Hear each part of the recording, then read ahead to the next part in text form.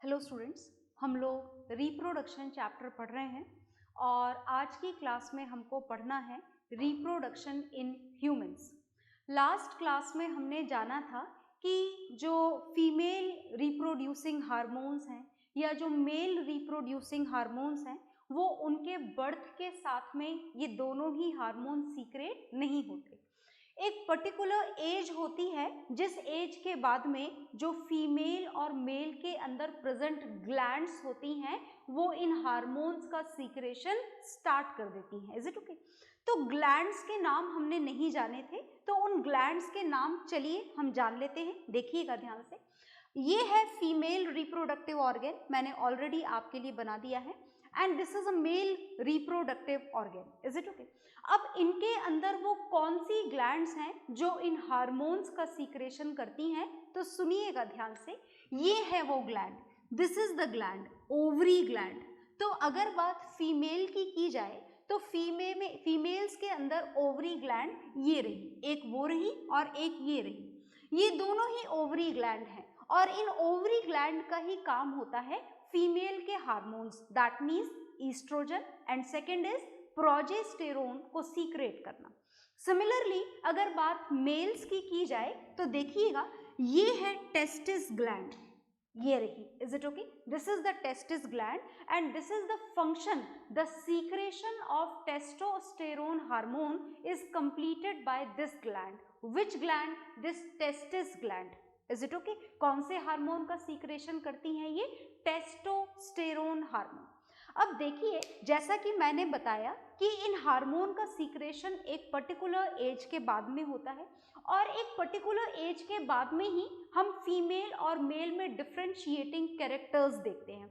जैसे हम नोटिस करते हैं कि मेल की जो आवाज़ होती है वो हैवी होना शुरू हो जाती है, जो फीमेल की वॉइस है वो थोड़ी सी तीखी आवाज़ होना शुरू हो जाती है, शार्प वॉइस होना शुरू हो जाती है।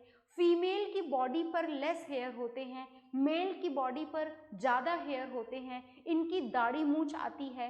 तो ये जो डिफरेंशिएटिंग कैरेक्टर्स हैं they are going to be controlled by these hormones. In reproducing cells का जो काम होता है, रिप्रोड्यूसिंग सेल्स के फॉर्मेशन का जो काम होता है, that is also controlled by these hormones. That means testis is the gland which produces the male reproducing cells, that is known as sperm. And when we are going to talk about the females, then this is the ovary gland which is responsible for the formation of female reproducing cell which is known as ovum. तो चलिए हम one by one दोनों का discussion करते हैं। तो first we will discuss for this male reproductive organ. तो मैंने आपको यहां से शुरू करेंगे हम। This is the main gland, testis gland. एक एक चीज का फंक्शन आपको जानना है और नाम आपको जानना है। Is it okay? So this is the testis gland और टेस्टिस ग्लैंड के दो काम मैं आपको बता चुकी हूं। कौन कौन से दो काम आपको बताए गए हैं? टेस्टिस ग्लैंड का एक काम है टेस्टोस्टेरोन हार्मोन को सीक्रेट करना, which controls all the male differentiating characters. And similarly, this testis gland is also responsible for the formation of sperms. और स्पर्म्स के फॉर्मेशन के लिए जो टेस्टिस ग्लैंड है इसे नॉर्मल बॉडी से 2 से 3 डिग्री सेल्सियस टेम्परेचर कम रिक्वायर्ड होता है और इसीलिए ये जो टेस्टिस ग्लैंड है ये ह्यूमन मेल बॉडी के अंदर लोकेटेड नहीं होती है, ह्यूमन मेल बॉडी के बाहर लोकेटेड होती है। And for the protection of this testis gland this scrotum is there. तो ध्यान रखिएगा that this is the muscular wall and this is the muscular wall which protects the testis gland. ये muscular wall किसको protect करती है? इस testis gland को protect करती है। Is it okay? Testis gland जो स्पर्म्स का सीक्रेशन है उस स्पर्म के सीक्रेशन को सीक्रेट करके ये एपिडेडिमिस जो है यहाँ पर जो आपको दिखाई दे रहा है ये टेम्परेरीली स्टोर करता है। किसको टेम्परेरीली स्टोर करता है? ये मेल रिप्रोड्यूसिंग सेल्स जिसको आप स्पर्म बोलते हैं, उन स्पर्म्स को ये एपिडिडिमिस टेम्परेरीली स्टोर करता है, और टेम्परेरीली स्टोर करने के बाद में whenever it has to be ejected out, जब बाहर निकालना होता है, इजेक्शन करना होता है स्पर्म्स का, तो लुक हियर, ये है tubular structure which is known as vas deferens. क्या बोला जाता है इसको? वास डेफरेंस बोला जाता है। और ये वास डेफरेंस इन स्पर्म्स को कैरी करता है, देखना ध्यान से, ये स्पर्म्स हैं विच आर मूविंग हेयर, और ये यहाँ से यहाँ आए। जैसे ये स्पर्म्स यहाँ से यहाँ पहुँचते हैं, ये है सेमिनल वेसिकल, और इसका नाम मैंने नहीं लिखा है, लिख देते हैं यहाँ पर, this is a prostate gland, is it okay? ये एक ग्लैंड है। तो सेमिनल वेसिकल और प्रोस्ट्रेट ग्लैंड, ये दोनों इन स्पर्म्स के अंदर एक फ्लूइड ऐड करते हैं, and the name of this fluid which is added by these two is known as semen. इस फ्लूइड को क्या बोला जाता है? इस फ्लूइड को बोला जाता है semen.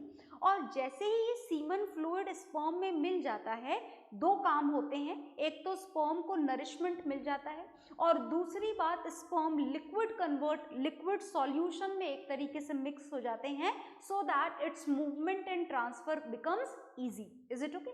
Now these semen liquid which is having a lot of many thousand of sperms in it is going to be move out through the male body with the help of this tubular structure, and this tubular structure which is responsible for the removal of these sperms, as well as urine is also removed in the male body through this only, and this is known as urethra.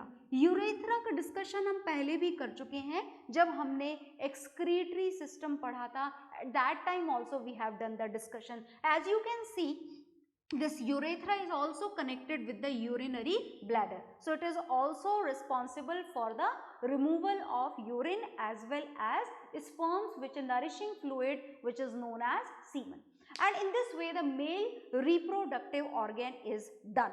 Male reproductive organ के बारे में आपको जितना जानना था आप उतना जान चुके हैं, तो आप इसको, और बना तो इसको भी लीजिए, दोनों को बना लीजिए, फिर हम थोड़ा और जानेंगे। ओके हाँ जी, तो आपने ये जान लिया होगा, नोट डाउन कर लिया होगा, मेल रिप्रोडक्टिव ऑर्गन के बारे में सारी बातें हम जान चुके हैं। आपको याद रखना होगा, डायग्राम अगर आपने नहीं बनाया है तो ऐसा ना करें, बनाएं, साथ के साथ में डायग्राम्स बनाएं, लेबल्ड डायग्राम बनाएं, so that the things will become very clear to you all. तो ये आपने देखा male reproductive organ, this is done. And now we are going to know about the female reproductive organ. हम female reproductive organ जानने जा रहे हैं, which is here in front of you. तो देखिएगा, पहले तो इसके नाम जान लेते हैं सारे, then we will learn that how this female reproductive organ is responsible for the production of a new baby for the reproduction process. Is it okay? तो चलिए सुनिएगा ध्यान से। तो as we have already seen, these are the two ovary glands present in the human females, which is responsible. Ovary का क्या काम होता है, यहाँ पर मैं सारे फंक्शन लिखते जाती हूँ, क्योंकि ये ओवरी ही है जो मेन प्राइमरी रिप्रोडक्टिव ऑर्गन है फीमेल्स का। तो इस ओवरी के क्या क्या काम होते हैं? इस ओवरी का पहला काम होता है हार्मोन्स का सीक्रेशन। First hormone is estrogen hormone which is secreted by the ovary, as well as the another hormone which is known as progesterone hormone. This is also secreted by the same gland which is known as ovary. आ गई बात समझ में? दूसरा काम इस ovary का होता है reproducing cells का production, and the female reproducing cells are known as ovum. तो जरा ध्यान से सुनिएगा कि ये ओवम का प्रोडक्शन कैसे करती है ओवरी, थोड़ा ज्यादा ध्यान से सुनिएगा। ये जो ओवरी है, इस ओवरी के अंदर फीमेल के बर्थ के साथ में ही, है ना, प्यूबर्टी एज के बाद में नहीं, फीमेल के बर्थ के साथ में ही इस ओवरी के अंदर ढेर सारे इमैच्योर एग्स प्रेजेंट होते हैं। इमैच्योर फीमेल एग्स इसमें ऑलरेडी प्रेजेंट होते हैं, जिसे इमैच्योर फॉलिकल भी बोला जाता है। क्या बोला जाता है? Immature follicle. And these immature follicle are present in the female body, in the female ovary from its birth. Is it okay? कितने प्रेजेंट होते हैं? खूब सारे प्रेजेंट होते हैं, है ना? Many number of immature follicles which can also be known as immature eggs are present in the ovary from the birth of a female child. Is it okay? तो इन इमेच्योर फॉलिकल्स को आप immature egg या फिर immature ovum भी बोल सकते हैं।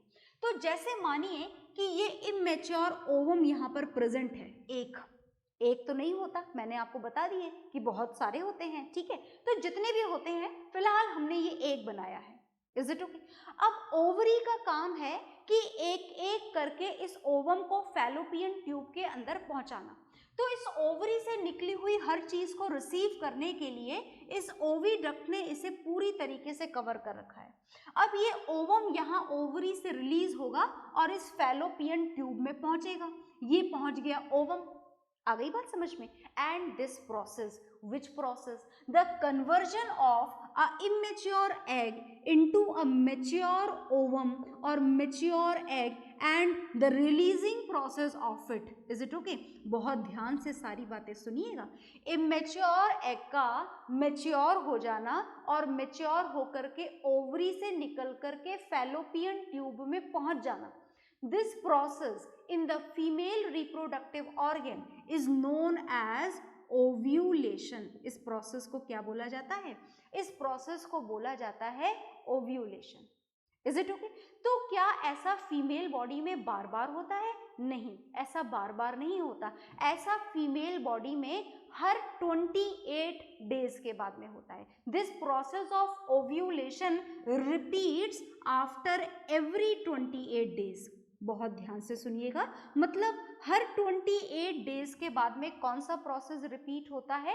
Ovulation का process. And what is this ovulation process? Ovulation process is the release of mature egg from ovary into fallopian tube. This process is known as ovulation process. अब ovulation process होने से पहले ही, ovulation का process हो उससे पहले ही female body के uterus में कुछ चेंजेस होते हैं। ये है यूट्रस। Is it okay? इस यूट्रस में बहुत सारी ब्लड लाइनिंग डेवलप हो जाती हैं, बहुत सारी ब्लड कैपिलरीज डेवलप हो जाती हैं। Is it okay? बात समझ में आई? ऐसा कब होता है? ऐसा ओव्यूलेशन से पहले होता है। क्या होता है ओव्यूलेशन से पहले? ओव्यूलेशन से पहले ये यूट्रस में क्या डेवलप हो जाता है? इस यूट्रस के अंदर बहुत सारे ये ब्लड वेसल्स डेवलप हो जाती हैं ताकि यूटेरस सॉफ्ट बन जाए, स्पॉन्जी बन जाए। किसके लिए? For receiving the zygote, zygote को रिसीव करने के लिए, एक न्यू बेबी के प्लांटेशन के लिए। ये यूटेरस पूरी तरीके से अंदर से ब्लड वेसल्स से क्या हो जाता है? कवर हो जाता है। किससे पहले ऐसा होता है? ओव्यूलेशन से पहले ऐसा होता है। Is it okay? तो that means uterus is ready to develop a baby. एक बेबी को डेवलप करने के लिए यूटेरस क्या हो चुका होता है? पूरी तरीके से तैयार हो चुका होता है और ये ओवम यहाँ पर पहुंच चुका होता है। तो जैसे ही ये स्पर्म्स यहाँ पर एंटर होते हैं, which is the male reproducing cell, जैसे ही स्पर्म्स एंटर होते हैं तो जैसा आप पहले ही जान चुके हैं that these sperms are very motile in nature, they can move easily from one place to another place. ये बहुत आसानी से एक जगह से दूसरी जगह पर मोशन कर सकते हैं। तो मोशन करते हैं और ओवम के साथ में इनका फ्यूजन हो जाता है और अगर फ्यूजन हो गया तो जाइगोट का फॉर्मेशन हो जाता है। किसका फॉर्मेशन हो जाता है? जाइगोट का। तो जाइगोट का फॉर्मेशन मान लीजिए कि हो गया। याद रखिएगा, स्पर्म एक बार में ढेर सारे प्रोड्यूस होते हैं और फीमेल ओवरी एक बार में एक ही ओवम को प्रोड्यूस करती है। तो मान लीजिए कि this ovum has been fused with the male reproducing cell which is known as sperm. Now this is known as zygote. ये क्या बन चुका है? ये बन चुका है zygote। बहुत ध्यान से सुनिएगा, जैसे ही जाइगोट बनता है ये यूटेरस में नीचे की तरफ ब्लड वेसल में सॉफ्ट एंड स्पॉन्जी यूटेरस के अंदर सिंक हो जाता है। Is it okay? मतलब अब क्या हो चुका है? अब हो चुका है जाइगोट का फॉर्मेशन। Is it okay? आई बात समझ में? अब ये जो जाइगोट है ये माइटोटिक डिवीजन के थ्रू डिवाइड होता जाता है, होता जाता है, होता जाता है, और होते होते एक बहुत सारी सेल्स का है ना, a lot of cells are there, एक बहुत सारी सेल्स का क्लम्प बना लेता है, गुच्छा बना लेता है एक बहुत सारी सेल का। मतलब सिंगल जाइगोट फर्दर डिवीजन होते होते किसमें कन्वर्ट हो चुका है, it is change into a clump of cell, cell का एक गुच्छा बन चुका है यहाँ पर। और जैसे ये क्लम्प ऑफ सेल में कन्वर्ट हो जाता है, जहाँ पर अभी बेबी का डेवलपमेंट नहीं हुआ है, अभी बेबी के ऑर्गन्स डेवलप नहीं हुए हैं, बस बहुत सारी सेल्स बन गई हैं, तो जब तक ऑर्गन डेवलप नहीं होते हैं, till that stage this clump of cell is known as embryo. इस क्लम्प ऑफ सेल को क्या बोला जाता है, इस क्लम्प ऑफ सेल को बोला जाता है एम्ब्रियो। तो यहाँ पर ये क्लम्प ऑफ सेल अब कहाँ पर लोकेटेड हो चुका है, this clump of cell is now located in the zygote. आ गई बात समझ में, और sorry in the uterus, and this clump of cell when it is fixed in the uterus, जब ये यूटेरस में बेबी के डेवलपमेंट के लिए पूरी तरीके से फिक्स हो जाता है, then this process is known as implantation. इस प्रोसेस को क्या बोला जाता है, इस प्रोसेस को बोला जाता है इम्प्लांटेशन। कौन से प्रोसेस को इम्प्लांटेशन बोला जाता है, the proper shifting of zygote into the, zygote कहाँ पे शिफ्ट हो चुका है, जाइगोट पूरी तरीके से यूट्रस के अंदर शिफ्ट हो चुका है, and this shifting process, this proper implantation of embryo into the uterus is known as implantation. इस प्रोसेस को क्या बोला जाता है, इम्प्लांटेशन बोला जाता है। Is it okay? अब सुनिएगा ध्यान से, इस इम्प्लांटेशन के बाद में ये जो यूटेरस है, इस यूटेरस के अंदर एक डिस्क शेप्ड टिश्यू डेवलप हो जाता है, और ये जो डिस्क शेप टिश्यू यहाँ पर डेवलप हुआ है, इस डिस्क शेप टिश्यू को बोला जाता है प्लेजेंटा। क्या बोला जाता है इसको, प्लेजेंटा बोला जाता है। ये जो डिस्क शेप टिश्यू यहाँ पर डेवलप हुआ है जिसका नाम प्लेजेंटा है, इस प्लेजेंटा का डेवलपमेंट क्यों हुआ, ये एक तरीके का टिश्यू है और इसका डेवलपमेंट हुआ है इस यूट्रस में produce new baby, new embryo तक सारा नरिशमेंट पहुंचाने का जो काम होता है, जो भी चीजें ट्रांसफर करने का काम होता है, that is done through this tissue which is known as placenta. Is it okay? अब ये जो प्लेजेंटा है, इस प्लेजेंटा और जाइगोट का कनेक्शन आपस में कैसे होता है, अब आप इसे जाइगोट नहीं बोलेंगे, अब आप इसे एम्ब्रियो बोलेंगे। तो now this placenta and this embryo will be connected with each other with a cord like structure, and this cord like structure is known as umbilical cord. इस कॉर्ड लाइक स्ट्रक्चर को क्या बोला जाता है, इस cord like structure को बोला जाता है अम्बिलिकल कॉर्ड। तो ये जो अम्बिलिकल कॉर्ड है, ये प्लेजेंटा से किसको कनेक्ट करती है, एम्ब्रियो से कनेक्ट करती है, और जो भी नरिशमेंट बेबी में पहुंचाने होते हैं, लाइक ऑक्सीजन का सप्लाई पहुंचाना होता है, फूड की सप्लाई पहुंचानी होती है, तो this is all going to be done with the help of umbilical cord and placenta in the body of the baby.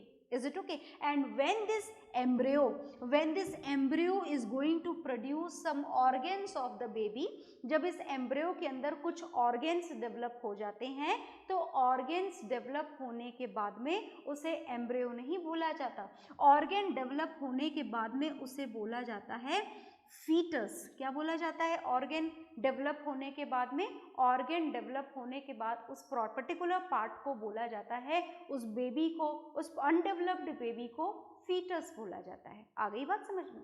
और इस फीटस को अभी भी न्यूट्रिशन मिल रहा है, इसकी लगातार ग्रोथ चल रही है, अम्बिलिकल कॉर्ड सारे नरिशमेंट को बेबी की बॉडी में पहुंचा रही है प्लेजेंटा टिश्यू के through, and when the baby developed completely, and for this complete development of baby a particular duration of time is required, एक ड्यूरेशन रिक्वायर्ड होता है, और इस ड्यूरेशन को, जिस ड्यूरेशन में फीमेल बॉडी के अंदर पूरा बेबी प्रॉपरली डेवलप हो जाता है, कंप्लीट ग्रो कर लेता है, उस पीरियड को बोला जाता है जेस्टेशन पीरियड, क्या बोला जाता है उस पीरियड को? Gestation period.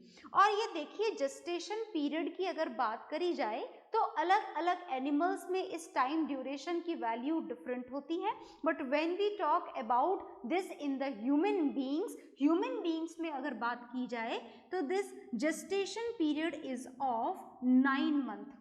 ये जेस्टेशन पीरियड ह्यूमन बॉडी में कितने ड्यूरेशन का होता है? 9 मंथ्स का होता है। मतलब 9 मंथ्स के बाद में यहाँ पर इस यूट्रस के अंदर पूरी तरीके से जो बेबी है वो कंप्लीटली डेवलप्ड हो जाता है। Is it okay? आ गई बात समझ में? And after this the birth of the baby will be done. तो देखिए ये सारी बातें आप नोट डाउन कर लीजिए, then we will know something more, थोड़ा और जानेंगे। हाँ जी, तो आपने ये पढ़ लिया होगा और इसके बाद में आपने जो जाना कि भाई बेबी का बर्थ हो चुका है, everything is clear to you, है ना। जेस्टेशनल पीरियड आपने जान लिया, बेबी का डेवलपमेंट जान लिया, after a development of the organ that is known as fetus, and till then it is a clump of cell only, it is known as embryo.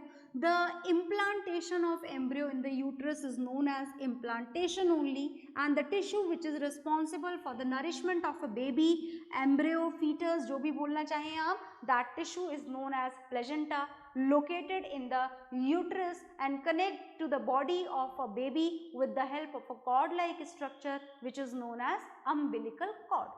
चलो, everything happens like this, is it okay? But in that case कि यहाँ पर जो आपने tube like structure बनाया था, मैं इसे दोबारा बनाने जा रही हूँ, जरा ध्यान से देखिएगा। ये प्लेजेंटा वगैरह अभी डेवलप नहीं करेंगे हम, देखिएगा what would happen before ovulation. Do you know, do you understand the term ovulation very clearly? Ovulation I hope आपको समझ में आ गया होगा। ओव्यूलेशन इज द रिलीज, किसका रिलीज हो रहा है ओव्यूलेशन के अंदर?